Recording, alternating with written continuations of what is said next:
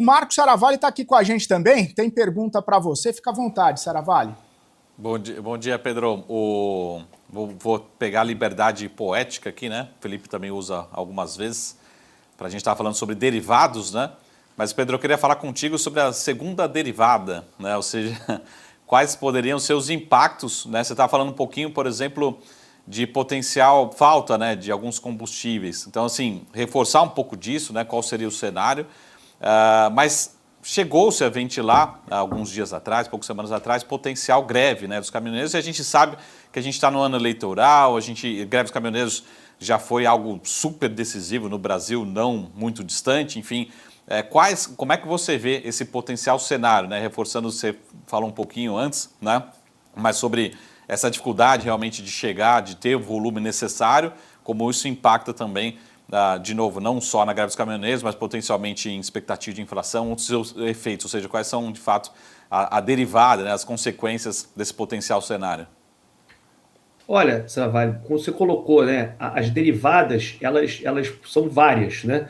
Mas o primeiro sinal de escassez de produto é aumento de preço, né? Então, só que se você não tem o mercado organizado, né, vamos dizer, a gente poderia estar pagando mais caro, mas sem o risco de falta. Quando você tem um mercado totalmente desorganizado como está agora, né, você sim corre um risco de falta, porque, como eu coloquei, o Brasil importa 30% do seu diesel. Se ninguém importa, significa que o mercado está mais curto, né, em 30%. Por quanto tempo a gente vai suportar e por quanto tempo as próprias refinarias da Petrobras, trabalhando a capacidade máxima, vão suportar essa pressão? É engraçado porque eu acho que no final do dia a gente tem um problema que o combustível no Brasil ele vira sempre uma pauta de jornal, né? A gente não entende que os combustíveis seguem a lei da oferta e da demanda igual vários produtos, né? O mundo inteiro, Marco, está pagando caro pelo diesel, né? O americano, o francês, o alemão.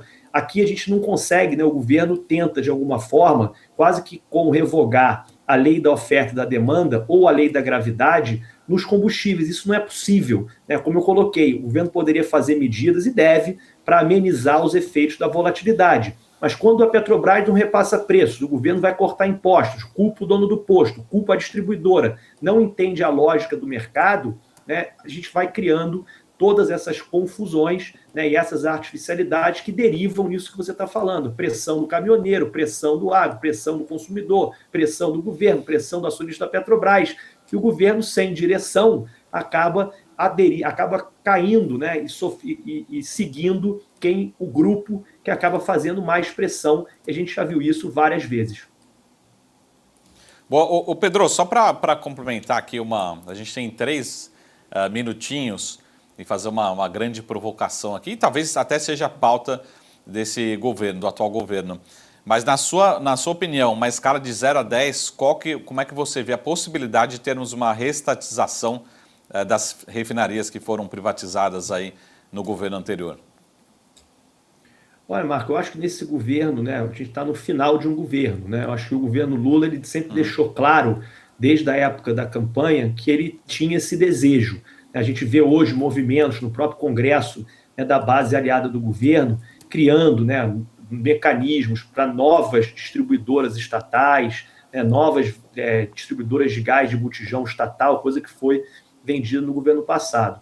Eu acho que esse governo não tem mais chance, né, porque a gente vai acabar agora no final desse ano, tem um tempo muito curto, e eleição não dá para reestatizar ou criar novas estatais. Mas eu acho sim, se o governo Lula sai vitorioso numa próxima eleição, eu acho que tem chance grande, né, numa escala de 0 a 10, talvez nota 8, né, de tentar sim comprar as refinarias que já foram vendidas e criar outras empresas, né, como era a BR Distribuidora ou como era a Liquigás na época, subsidiárias da própria Petrobras. Que, na minha opinião, é um grande erro, tá? Eu acho que a Petrobras é uma empresa líder global na exploração de petróleo em águas profundas e ultraprofundas, e não tem nada que a ver com distribuição de combustível ou distribuição de gás de cozinha ou até mesmo de refinarias. Mas é importante a gente dizer, Marco, que essa política do governo ela é justa, né? Se o governo ganhar a eleição, a sociedade escolher,